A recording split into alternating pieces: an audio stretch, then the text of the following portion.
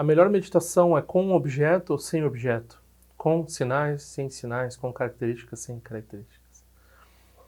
Acho que a resposta vai surpreender muita gente, que a visão do Mipan Rinpoche não é bem o que está sendo ensinado aqui no Brasil, às vezes de forma geral. Assim. Vamos ver o que é isso.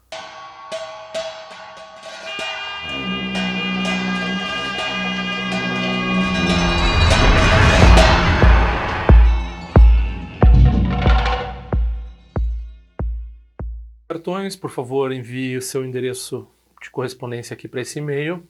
E se quiser fazer uma contribuição, pelo menos para cobrir os custos de envio ou então até para ajudar o canal de alguma forma, esse é o endereço aqui da patronagem. Por favor, compartilhem esses links, compartilhem esses vídeos, esse podcast.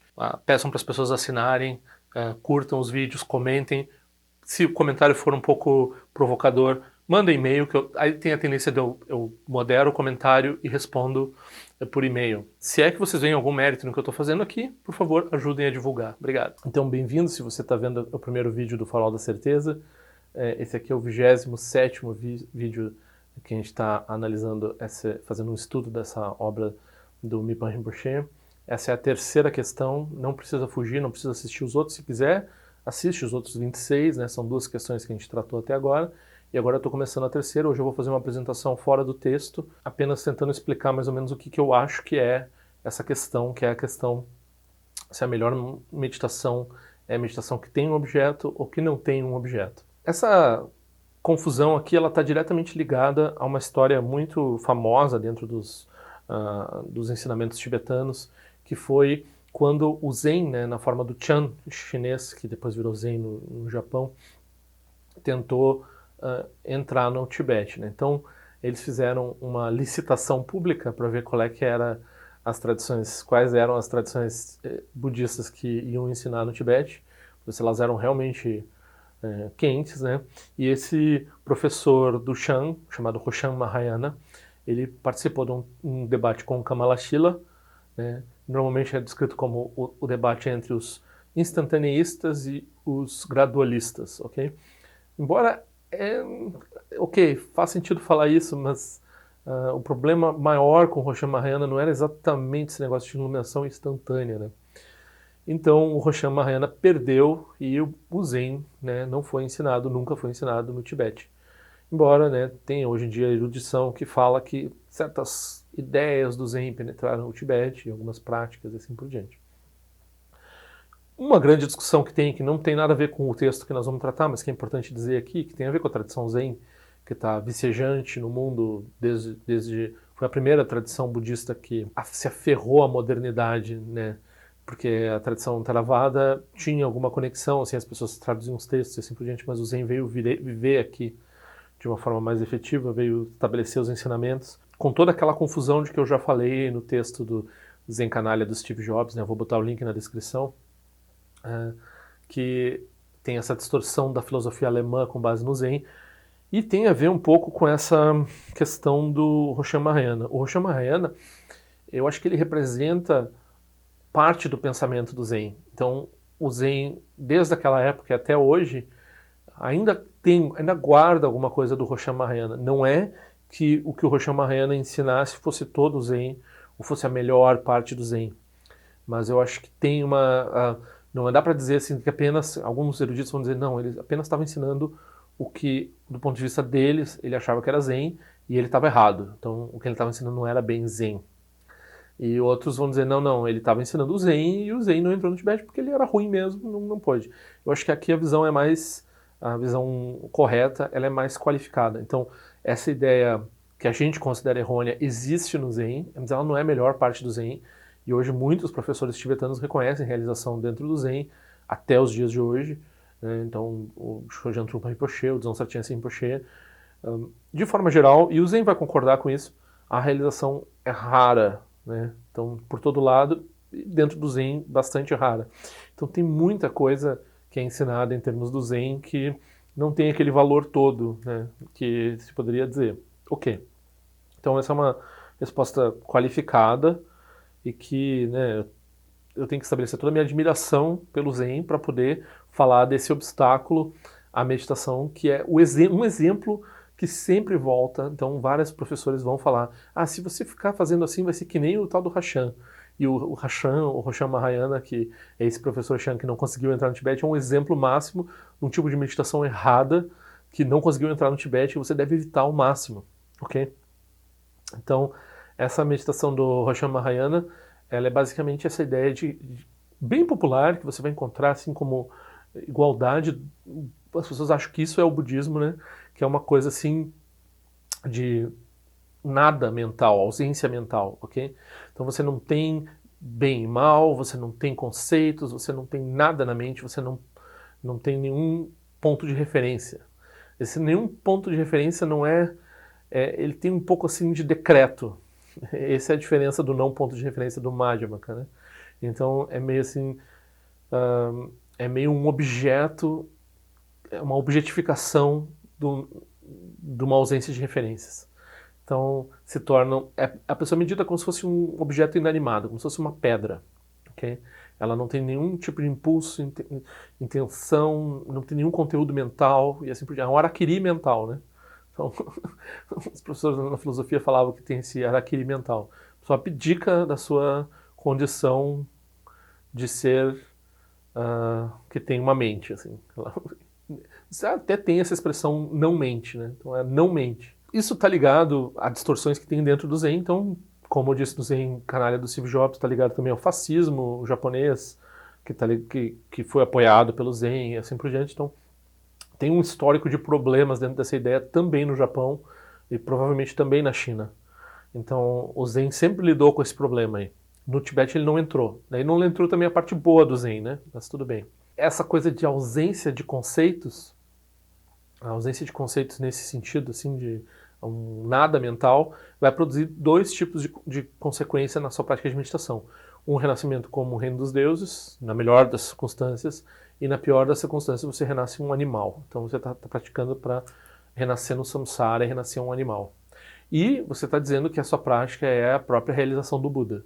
Você está sentando como Buda, mas quando você está sentando como Buda a partir de decreto, né, então você não está produzindo, não tem realização nenhuma, ok?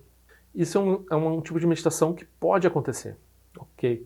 É uma coisa que a gente tem que entender o Dharma e lidar com os professores para não cair nesse tipo de obstáculo.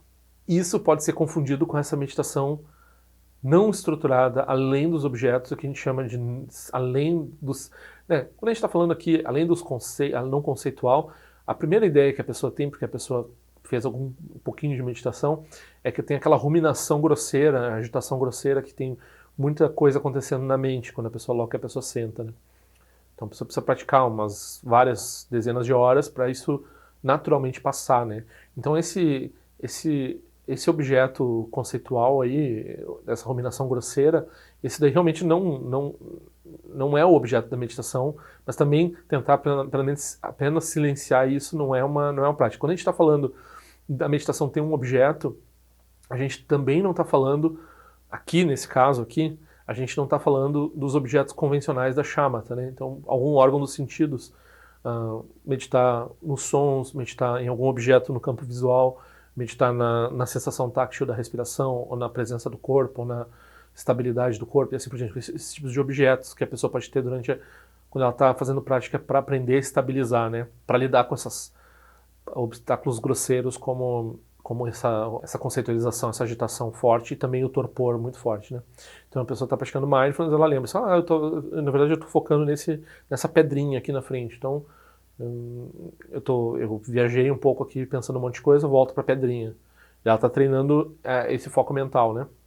A gente não está falando desses objetos aqui. O objeto que a gente está falando aqui, ele também ele não é um conceito grosseiro como, né, essa conceitualização grosseira, ou mesmo uma ideia, né? É uma ideia que diz respeito, é uma ideia, mas é um conceito que diz respeito o resultado da prática do estudo do Dharma, né, a Vipassana. Então é um objeto de sabedoria, que é a vacuidade. Então a pessoa tem o entendimento da vacuidade, ela produz o objeto da meditação na forma de uma... É difícil usar a palavra ideia, né, mas é uma forma de uma de um resultado no qual ela vai se focar. O resultado intelectual dela produz uma visão, ela vai se focar nessa visão. Então esse é o objeto que a gente está falando aqui. Então, quando a gente está falando dessa meditação, a gente tá falando de uma coisa bem avançada mesmo. Né? O Mipa Rinpoche não está comparando assim, a meditação livre de características, livre de apreensão modal, com uma meditação agitada ou com uma meditação que está focada num objeto grosseiro, como objeto dos sentidos ou a estabilidade do corpo e assim por diante. A comparação aqui é entre uma meditação que não guarda nenhum extremo, né, e que não se confunde com aquela ausência mental do Hashan Mahayana, e que ela tem, porque ela tem uma espécie de claridade, ou lucidez, né, que não é uma ausência de conteúdos, é uma ausência de... E que ela não tem, na verdade, né, daí o Mipa Rinpoche vai dizer assim, está no estado de união com o relativo, então ela não tem nenhum problema, ela não produz a apreensão modal, mas ela não tem nenhum problema com a apreensão modal. Então, né, ela não tem nenhum problema com haver conteúdos mentais ou não, ela não tem nenhum problema com haver o conteúdo mental do resultado da análise vipassana, intelectual, ou haver um conteúdo mental, no caso do Vajrayana, com visualização de deidades e assim por diante. Esses conteúdos eles não maculam a união com o estado além dos extremos. Então não há nenhuma aceitação ou rejeição a conteúdos. Então esse é um estado de realização. E o pulo do gato que o Mipa Rinpoche vai dar, a resposta que ele vai nos dar, assim, se a melhor meditação é com objeto ou sem objeto, é com sinais ou sem sinais. Algumas pessoas aqui no Brasil até falam puro e impuro, colocando uma coisa moral nisso, né? Mas não tem nada de moral nisso.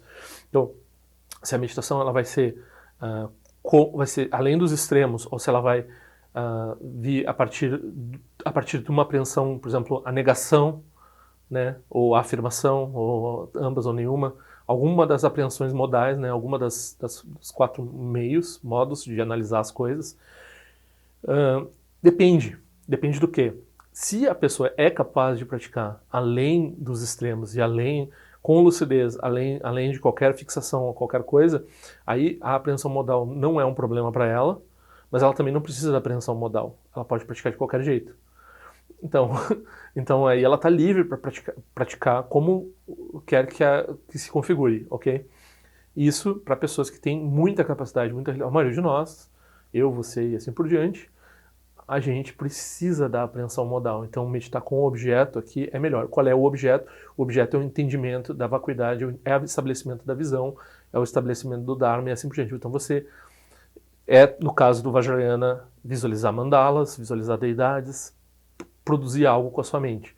Porque se você não consegue repousar num estado lúcido e que está além dos extremos, é melhor produzir um caminho. Então, a gente fala em caminho. Então, a gente tem um caminho, e a gente tem o que chama de apreensão modal. Isso tem a ver com a discussão que a gente estava tendo no segundo item, que o segundo item era basicamente dizendo assim, o nosso oponente estava dizendo que os Shravakas e Pratyeka Budas tinham que ter um entendimento completo e uma realização da vacuidade para atingir a realização que eles atingem. Se eles não tivessem... Porque o nosso oponente ele tem uma fixação um pouco na questão do intelecto, então eles gostam muito do intelecto, eles dizem assim, se o cara não entende direito a vacuidade, ele não realiza nada, é inútil. Os ensinamentos que não produzem um entendimento correto a respeito da natureza da realidade, eles não servem para nada.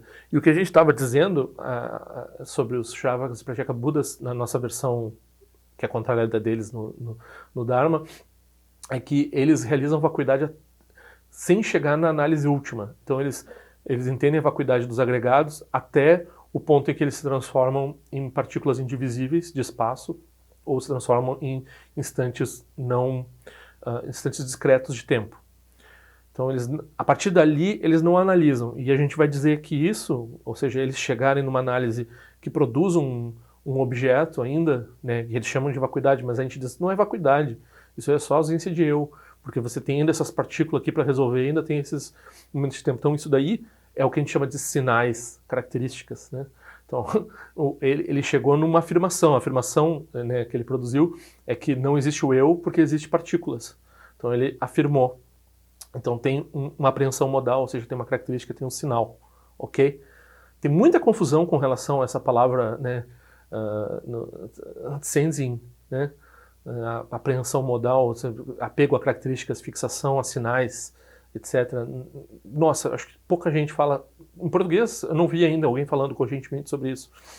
Aqui esclarece um pouco, acho que esse ponto que nessa prática do Shravakayana, eles ainda têm apreensão modal. Eles já têm apreensão modal porque a vacuidade deles, ou seja, a ausência de eu que eles realizam, não é final, não, eles ainda produzem esses objetos que são esses... Eles afirmam alguma coisa para, né, negar o eu. E aí o Mipo Rinpoche vai dizer assim, se você precisa negar o eu, você não precisa, né, se a sua prática é essa, e de início pode ser essa, então você pode usar a apreensão modal. Você pode fazer a negação com base nos agregados e chegar nessa consequência aí, e não tem problema nenhum. Não só é didático ensinar dessa forma, como produz um resultado. Aí o nosso inimigo tibetano ele vai dizer, não, como assim? Como é que uma coisa que é ensinada, que está incorreta, que é refutada depois, vai produzir um resultado, né? Então essa é a nossa grande briga aqui. Então, o que vai acontecer aqui, o meu Rinpoche vai dar essa resposta qualificada. Essa resposta qualificada depende, se você consegue, é melhor praticar, além de se preocupar ou não com a apreensão modal, né, fixação a sinais e assim por diante. Apego a características, que é uma forma de falar que a gente está usando ainda negação, afirmação, tanto uma quanto uma, nenhuma nem outra, ou seja, a gente está usando a mente. Não está usando a mente em ruminação ou conceitualização grosseira, mas tem um resultado num entendimento que produz um objeto de entendimento e que é esse objeto de entendimento que você vai usar como base para a meditação, para a sua meditação não ser errada, ok? Se você tem realização, tanto faz se você tem isso, se você não tem isso. E se a apreensão modal surge na sua mente, ela também não é um obstáculo. Se você tem essa realização, essa lucidez, além dos conceitos, que não é essa mera ausência do Roshya Mahayana, ok? Se, por outro lado, como a maioria de nós não temos essa realização, não temos esse reconhecimento, a apreensão modal é muito útil para nós, então a gente precisa meditar em vários tipos de objetos, né? Se a gente está, por exemplo, querendo estabelecer um hábito de estabilidade mental, a gente usa objetos grosseiros dos sentidos. Se a gente está fazendo shamatha unido com vipassana, a gente pode unir isso com um objeto intelectual, que não é um conjunto de pensamentos, mas que é um resultado de uma conclusão intelectual, que é o entendimento da vacuidade. Então o entendimento da vacuidade ele tem um aspecto além dos extremos, ele tem um aspecto, que é o aspecto prasangika, e um aspecto dentro dos extremos, que é essa apreensão modal que ainda afirma ou nega e produz todos esses modos, né, esses modos de uso do intelecto no Dharma, ok? Fica aqui o recado que a gente tem essa liberdade de acordo com a nossa capacidade. Se a gente tem capacidade, a gente também não tem problema com a apreensão modal, com sinais, características. Se a gente, né, não tem realização, a gente precisa direcionar a nossa prática através de alguma estrutura, algum caminho, né, e isso pode ser a prática do Vajrayana, com estágio de desenvolvimento, visualização de deidades, mandalas e assim por diante, ou pode ser, que é mais sofisticado que o mero uso do intelecto no Mahayana, mas no Mahayana a gente pode estabelecer o objeto de refutação, que é, né, esse objeto, que é essa essência, né? Então, quando a gente refuta a essência, a vacuidade, daí a gente usa esse objeto. Por que a gente medita depois que a gente obtém o resultado intelectual? Porque apenas saber uma coisa não adianta. Saber que não fumar é ruim não faz as pessoas pararem de fumar. A pessoa precisa gerar um contra-hábito para se livrar do hábito que ela já teve, um hábito errôneo de reificar as coisas assim por diante. Então ela entende e depois ela aplica. E daí para aplicar, né, aqui a gente vai lembrar que melhor não ser budista de internet, mas nesses tempos a gente não tem como ir no centro de Dharma, mas o melhor é ir no centro de Dharma, fazer prática para depurar essas questões. Era esse o recado. No próximo vídeo do Farol da Certeza a gente vai entrar no texto, esse tópico com certeza vai ser bem mais interessante para nós. A gente vai falar bastante do Roshya Mahayana, a gente vai falar bastante de características e né, apreensão modal, essas coisas.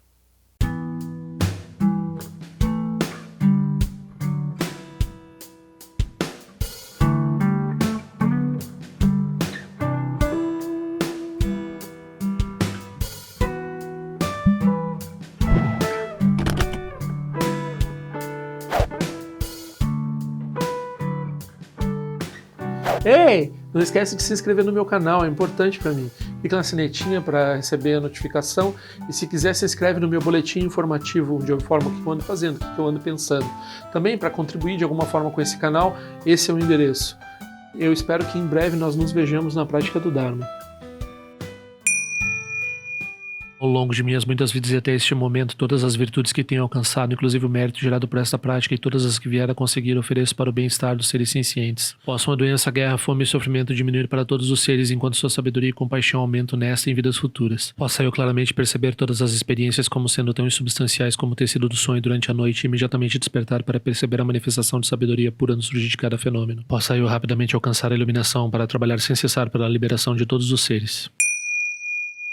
Nirawe Korajinga Sumpano Neoma Lundiquene Tiresi Watensin Jasoeza Pekajar Produtin Jurti Om Sochi Jamen Champene Jirasawa Conchatuzi Zetai by Mediano Jurtupamania Jogi Sasundado Tem Jurti Chimekune Pema Sambal Sasoranje Jeseno Pai Garjuan Shujuku Pegucos e Destintes em Darshinju Chigmetu Jutru Panangue Wachatungo do Pateno Muyengue com Pamalora Sanelundo Tileta Tutin Jurti Pemejasun Pemeri Suche Pemetan Laticus e Zuruan Pemoncho de Truma de Sojino Nibe Melunde do Jurti Enenjoene Chimpote Paiuri Nebadan de Basipete Bundan Conseja Senten Jurti Kusun Sanje Guru Rinpoche do condado de Wachimbo Jabartia com seu tutor da Poça Sol de Psochin de Lapto Sushi não se encontra de chuva dançam balão de do Partingelo uma rumba zaguru pema cede rum que loja som de lote aliança som de papel do Joshua Sung não guarda miral do Sungele show